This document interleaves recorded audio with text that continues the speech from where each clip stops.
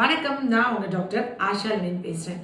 Mostly தன்னோட சுயநினைவு இல்லாம குடிச்சிருக்கும் போதோ, இல்லைன்னா ஒரு போதைப் பொருட்களுக்குள்ளார இருக்கும் போதோ, தவறான விஷயங்கள், அதாவது ஒரு பெண் பிள்ளைய வந்து ரொம்ப கொடூரமான முறையில நிறைய விஷயங்கள் நம்ம பார்க்குறோம். இப்ப என்னால இன்னும் கூட நீளமான முடி இருந்துச்சு. அந்த முடிய வச்சு அந்த கழுத்த சுத்தி அவள நெரிச்சாங்கன்னமோ எனக்கு அது அவ முகத்த போட்டு கல்லால உடைச்சாங்க. ஒவ்வொன்னும் சொல்லும்போதும் பெண் பிள்ளையா இன்னைக்கு ஒரு மருத்துவரா நிச்சயமா இந்த வீடியோ நான் போடல. ஒரு பொம்பளை பிள்ளையோட அம்மாவா போடுறேன்.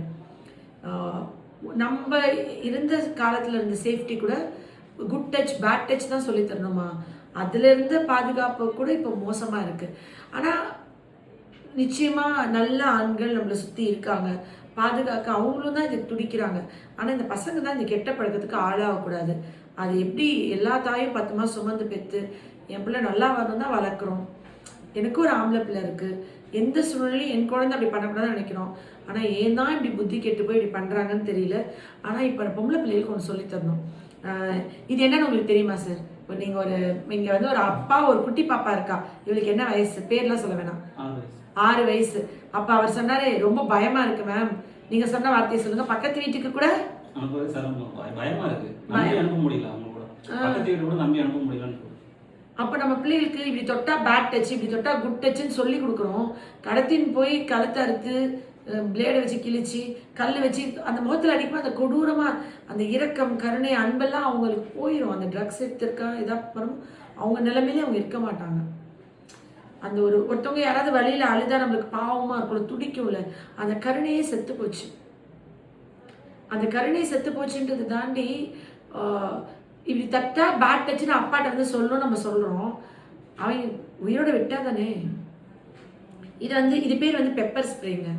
ஃபாரின் கண்ட்ரீஸ்ல எல்லாருமே இந்த ஹேண்ட்பேக்ல, பர்ஸ்ல வச்சிருப்பாங்க. இது நான் டெய்லி இப்படி கையில வச்சுதான் நான் வாக்கிங் போவேன். எதுக்குன்னா நாய்க்கு பயந்துட்டு. இப்போ நாயே வருது, கூட்டமாக நாய் வந்து உங்களை துரத்துதுன்னா டக்குன்னு ஸ்ப்ரே பண்ணோன்னா அது கண்ணில் மிளகாப்பட்ட மாதிரி தானே ஓடிடும், நம்ம பாதுகாப்புக்காண்டி. இப்போ வெறி நாயா இருக்கு, ரேபிட் நாயா இருக்கு, எல்லாரும் கிடைக்குதுன்னா ஒரு தண்ணி ஊத்துனாவே ஓடிடும்.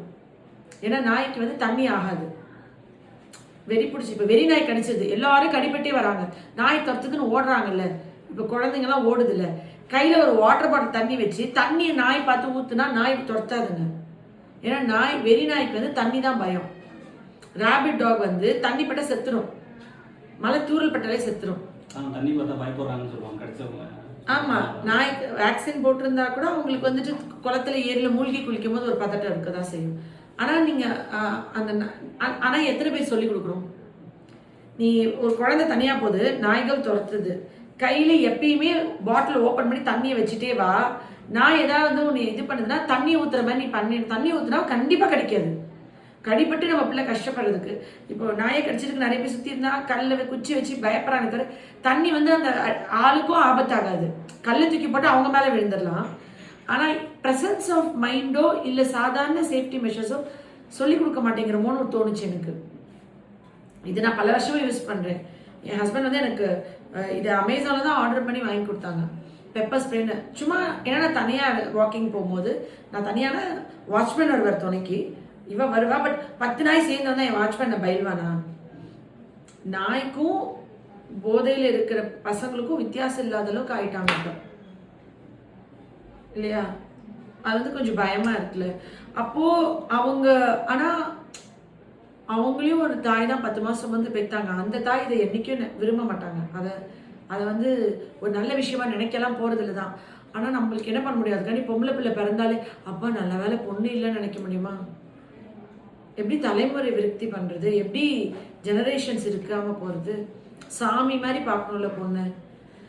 இதெல்லாம் சின்னதுலேருந்தே நம்ம சொல்லி சொல்லி வளர்த்தாலும் அது வந்துட்டு நிறைய அன்பு, கருணை இதெல்லாமே ரொம்ப குறைஞ்சிட்டே வருது. இந்த நமக்கு ஆகாத வரைக்கும் அது பாவம் இல்லைன்னு மட்டும் பேசுகிறோம், எந்த ஸ்டெப்ஸுமே எடுக்க மாட்டேன்றோம்.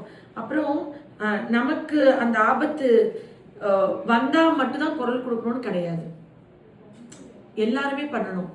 எல்லாத்துலேயும் நம்ம குழந்தையும் பார்க்கணும். ஒருத்தவங்க அடிபட்டு விழுந்துடுறாங்க, அதை ஃபஸ்ட்டு போய் தோல்ல தூக்கி போட்டு போய் காப்பாற்றி அந்த ஒரு நாள் பொழப்பெல்லாம் கெட்டு போய் அப்படிலாம் தெரிஞ்சிட்டு இருக்குது தான் 80s வரைக்கும் இருந்துச்சு. இப்போ கேட்டகரி பிரிச்சுட்டாங்க. ஃபஸ்ட்டு கேட்டகரி வந்து காப்பாற்றுறவங்க, அவங்க நல்லவங்க, ஆமாம் தானே, சொசைட்டிக்கு நல்லவங்க, கண்டிப்பாக அவங்க கடவுளுக்கும் நல்லவங்க தான் அவங்க. ரெண்டாவதா இருப்பாங்க, ஐயோ பாவம் பாருங்க எப்படி அடிபட்டுருச்சு அப்படின்னு சொல்றவங்க நல்லவங்கன்னு சொல்றாங்க. மூணாவது, ஒரு நிமிஷம் நிப்பாட்டி அச்சச்சோ அடிபட்டுருச்சா பாரு எப்படி விழுந்திருக்காங்க ஜாக்கிரதையா இருக்கணும். ஆனா நம்மளுக்கு வேலை இருக்கு, அவங்க எக்ஸ்கியூஸ் சொல்லிக்கலாம். என்னன்னா கோர்ட்டு கேஸ்ன்னு யார் அலையிறது, போலீஸ் ஸ்டேஷன் இதுன்னு யார் கம்ப்ளைண்ட் வருது, நம்ம எங்கேயோ இருக்க நம்ம பொழப்பு, நம்ம வந்து வருத்தப்பட்டுட்டோம்ல, அப்ப நம்மளும் நல்லவங்க நினைச்சுக்கிறாங்க. புரியுதுங்களா? நல்லவங்க டைல்யூட் ஆயிடுச்சு. நல்லவங்களுடைய ஃபார்முலா கிடையவே கிடையாதுங்க, கிடையவே கிடையாது. அது நம்மளுக்கு சம்மந்தம் இருக்கோ இல்லையோ, ஒரு நாள் ஒரு பொழப்பு கெட்டா கூட பரவாயில்லன்னு அந்த இடத்துல அந்த நிமிஷம் நிறுத்தி, அது யாரோ ஒருத்தன் குடிச்சிட்டு விழுந்தானா, இல்லை ஆக்சிடென்ட் ஆகி விழுந்து உயிருக்கு போராடிட்டு இருக்கானா, ஒரு 6 மணி நேரத்துக்கு முன்னாடி காப்பாத்தினா அந்த உயிர் பொழைச்சிக்கலாம்ல. குடிச்சிட்டே விழுந்துருந்தா கூட பக்கத்தில் போய் ஸ்மெல் பார்த்த நிமிஷம் திருப்பி விட்டு குடிச்சு தான் வந்திருக்கான்னு பார்த்துட்டு தான் போங்களேன். நமக்கு என்ன போச்சு நமக்கு என்ன போச்சுன்னு ஏன் போகணும் எல்லாருமே? நிறைய அப்படிதான் ஆயிடுச்சு. விழுந்து கிடக்குறாங்க, நிறைய பேர் போயிட்டு வந்துட்டு குடிச்சிட்டு விழுந்திருப்பாரு அப்படின்னு போயிருக்காங்க. இல்லைன்னா அவர் வந்துட்டு நம்மளுக்கு எதுக்கு ப்ராப்ளம், யார் போலீஸ் கேஸ்ன்னு போகிறது, அந்த விழுந்த ஆக்சுவலி அந்த நல்லவங்கன்ற இது வந்து ஏன் இவ்வளோ டைல்யூட் ஆச்சுன்னு எனக்கு புரியல. அந்த ஃபஸ்ட்டு வந்தவங்க செகண்ட் தேர்ட் ஃபோர்த் எல்லாம் கூட நல்லவங்கள வராங்க. ஆனால் அவங்க காரியக்கு இருக்க மாதிரி வச்சுக்கோங்க, செல்ஃபிஷான நல்லவங்க. ஆனால் அதே நல்லவங்க வந்து அவங்கள ஒரு குண்டூசியில் ஒருத்தவங்க குத்திட்டா கடப்பார் எடுத்து அவங்க மண்டையில் சொருகிற வரைக்கும் அவங்க நிப்பாட்ட முடியாது. அவங்க வந்து அடுத்தவங்களுக்கு ஐயோ பாவம் ஏன் இப்படி பண்ணுறாங்கன்னு பேசி தான் இருப்பாங்க. ஆனால் அவங்களுக்கு ஒரு குண்டூசி காயமானா கூட அவனுக்கு ரத்தம் வந்துடணும், அப்போ அவங்க வயலண்டாக தானே இருக்காங்க. அவங்கக்கிட்ட எங்கே இருக்குது நல்லவங்க? அவங்களுக்குன்னு பிரச்சனை வரும்போது அந்த ஈகோவை டிஸ்டர்ப் பண்ணிட்டீங்கன்னு வச்சுக்கோங்க. ஒருத்தவங்களோட ஈகோவை நீங்கள் டிஸ்டர்ப் பண்ணாத வரைக்கும் அவங்க நல்லவங்க. அவங்க ஈகோவை டிஸ்டர்ப் பண்ணால் சரின்னு விட்டு கொடுக்க முடியுதா? ஒரு கருணை இருக்கா, இரக்கம் இருக்கா, அன்பு இருக்கா, பச்சாதாபம் இருக்கா, சகிப்புத்தன்மை இருக்கா, பொறுத்துக்க முடியுதா? அவங்க ஈகோவை நீங்கள் டிஸ்டர்ப் பண்ணிட்டீங்கன்னா அந்த நல்லவன்றதை உடைச்சிட்டு ஒரு அரக்கிய வெளியே வருவான், அரக்கி வெளியே வருவான். அது பெண்கள்கிட்டையுமே நான் பார்க்குறேன், சுற்றி இருக்கவங்களே பார்க்குறேன். சக மனுஷங்க ஒரு இது இல்லவே இல்லை. நான் வந்து இந்த பெப்பர் ஸ்ப்ரே, இந்த பெப்பர் ஸ்ப்ரே வந்து என்னன்னா அமேசானில் இருக்குங்க. இது பேர் தான் பெப்பர் ஸ்ப்ரே. சரியா? நீ சத்தமெல்லாம் பேசலாம். இப்போ உள்ள ஒரு மைண்ட் என்ன எப்படி பேசுனேன் அதே மாதிரி பேசலாம், பயப்படக்கூடாது. ஓகேவா? இப்போ நீ என்ன பண்ணணும், இது வந்து உன் கையில் வச்சுக்கணும். ஏதாவது இப்போ நீ ஸ்கூல் முடிச்சுட்டு வர இதுக்கு இப்படி கையில் இப்படி வச்சுட்டு தான் நீ எப்பயுமே நடந்து வரணும். ஏதாவது நாய் வந்து உன்னை கடிக்க வருதுன்னா டக்குன்னு இது ஸ்ப்ரே பண்ணிடணும், நீ பயந்து ஓட வேணாம். அதே மாதிரி யாராவது உன்னை கடத்தி போகிறாங்க, உன்னை ஏதாவது சாக்லேட் கொடுத்துட்டு, உனக்கு இப்போ ரொம்ப நாள் ஒரு அங்கிள் தெரியும், உங்கள் வீட்டு பக்கத்தில் இருக்காங்க, சரியா? அவங்க கூட நல்லா பேசுவாங்க, உனக்கு கொஞ்சம் கொஞ்சம் செல்ல குட்டி தங்க பாப்பான்னு கொஞ்சினாங்க. அந்த அங்கிள் வந்து ஒரு சாக்லேட் கொடுத்து வா நம்ம வந்துட்டு ரவுண்ட் கூட்டிகிட்டு போகிறேன்னு சொன்னால் நீ போவியா? ஏன் போக மாட்டேன்? யார் சொல்லி கொடுத்தா அப்படி? சில குழந்தைங்களாம் பாவம் இல்லை, வீட்டில் அதெல்லாம் பார்த்து சொல்லி வச்சிருக்காங்க. உண்மையாவே இதெல்லாம் ரொம்ப கஷ்டமா இருக்குங்க. அம்மாவுக்கு தெரியாம யார் கூட்டாலும் எதுவும் போகக்கூடாது வரக்கூடாதுன்னு எல்லாம் சொல்லி கொடுத்து வச்சிருக்கேன். ஆனால் இந்த வீடியோலாம் இப்போ என் பொண்ணுக்கு நான் அனுப்பிச்சி விட்டு, நான் இங்கே இல்லை வேற ஊரில் இருக்கா, அவளுக்கு அனுப்பி விட்டு நீ வந்து ஜாக்கிரதையாக இருக்கணும், அங்கே அம்மா இல்லைன்னா கூட நீ வந்து யாரும் கூப்பிட்டா போயிடக்கூடாதுன்னு சொல்லும்போது அவள் வந்து அப்படியே அழுகிற மாதிரி ஒரு இதை அனுப்பியிருக்கா. 12 வயசு தான் அது. அவளுக்கு என்ன நினைச்சாலோ என்ன பயந்தாலோ இந்த உலகம் எவ்வளோ கொடூரமாக இருக்கேன்னு அவள் யோசிக்கிறாளோ. ஆனால் என்ன பண்ணணும், அதை சொல்லி கொடுக்காம எப்படி இருக்கிறது? நான் வந்து நீ பத்திரமா இருக்கணும், அஸ்வினுக்கு அனுப்புகிறேன், நீ அவளை பார்த்துக்கணும், நீ உன் பொறுப்பு, நீ பத்திரமா ஐஷு பார்த்துக்கணும். ஆனால் பயமாக இருக்குல்ல, அப்படி தானே இவங்க அம்மாவுக்கும் இருந்திருக்கும். இந்த வீடியோலாம் இந்த குழந்தைங்க பார்த்தா இவங்க மனசுல என்ன ஆகும்? இவங்கெல்லாம் எப்படிப்பா?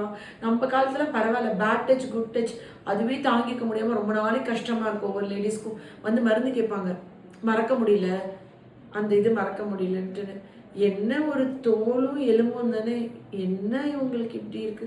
இப்போ இது பேர் தான் பெப்பர் ஸ்ப்ரே. சரியா? இப்போ நீ வந்து அப்பாட்ட சொல்லி அமேசானில் ஆர்டர் பண்ணி வாங்கி கொடுத்துருங்க. இது காமிடா. ஓகே, தெரியுதா நல்லா?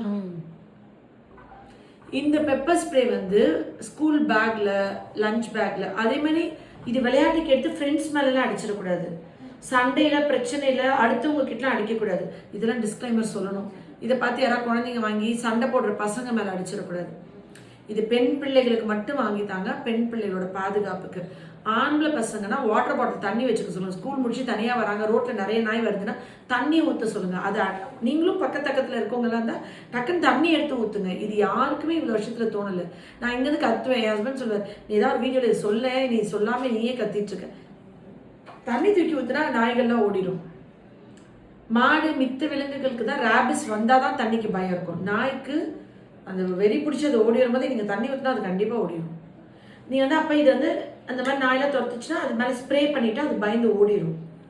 சரியா? அப்புறம் யாராவது இப்படி இது வச்சிருக்க, யாராவது உன்னைய வாயை பொத்தி உன்னை கடத்திட்டு போனாங்கனாலும் நீ என்ன பண்ணும், டக்குன்னு டக்குன்னு அவங்க கண்ணில் அடிச்சிடணும். இது வந்து 6 வயசு பிள்ளை இல்லைங்க, 16 வயசு பொண்ணுக்கும் தேவை, 25 வயசு பொண்ணுக்கும் தேவை, 60 வயசு பாட்டிக்கும் தேவை, 55 வயசு 60 வயசு கூட. ஆனால் இப்போ நீங்கள் ஒரு ஆண்கள் சமூகத்திலே இருந்துட்டு ஒரு ஆணாக இருந்துட்டு உங்களுக்கு இது கில்ட்டியாக இருக்கும்ல. யாராவது ஒரு ஆண் பண்ணுற தப்புக்கு கூட ஏன்டா இப்படி பண்ணுறீங்கன்னு உங்களுக்கு கஷ்டமாக இருக்கும்ல. இப்போ ஏதோ ஒரு பொண்ணு தப்பு பண்ணிட்டா, ஒரு கேரக்டர் வைஸ் தப்பாக போயிட்டான்னு திட்டிருந்தாங்கன்னா அது வந்து ஒரு பெண் சமூகத்துலேருந்து பார்க்கும்போது கஷ்டமாக இருக்கும்ல, நம்மளுக்கும் கஷ்டமாக இருக்கும்.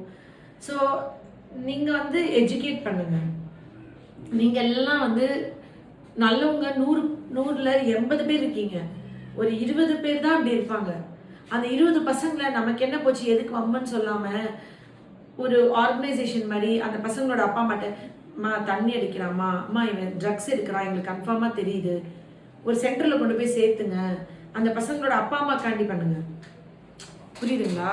இது இப்போ ரத்த தானம் முகாம் வைக்கிறாங்கல்ல, பிளட்லாம் டொனேட் பண்ணுறதுக்கு குரூப் ஆஃப் பீப்புள்ஸ் ஒரு அசோசியேஷன் மாதிரி இருக்குது, நம்ம பிளட் பேங்க் மாதிரி இருக்குது. இப்போ திடீர்னு ஒரு தேவைன்னா, இப்போ காரைக்குடியெலாம் திடீர்னு பிளட்டு தேவைன்னு வச்சுக்கோங்களேன். இங்கே இஸ்மாயில் நிறைய பசங்க இருக்காங்க, அவங்க கிட்ட நம்ம குரூப்பில் போட்டோன்னா அவனுங்க உடனே அரேஞ்ச் பண்ணி எங்கேயாவது கொடுக்குறாங்கல்ல.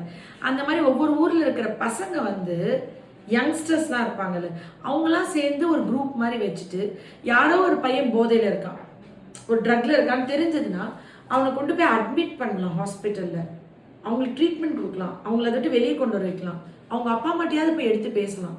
போல்டாக என்னைக்கு இதை எடுத்து பேச ஆரம்பிக்கிறீங்களோ, என்னைக்கு நீங்கள் சொல்ல ஆரம்பிக்கிறீங்களோ, அன்னைக்கு தான் அவங்களாமும் குணமாவாங்க, பெண் பிள்ளைகளுக்கும் பாதுகாப்பு வரும்.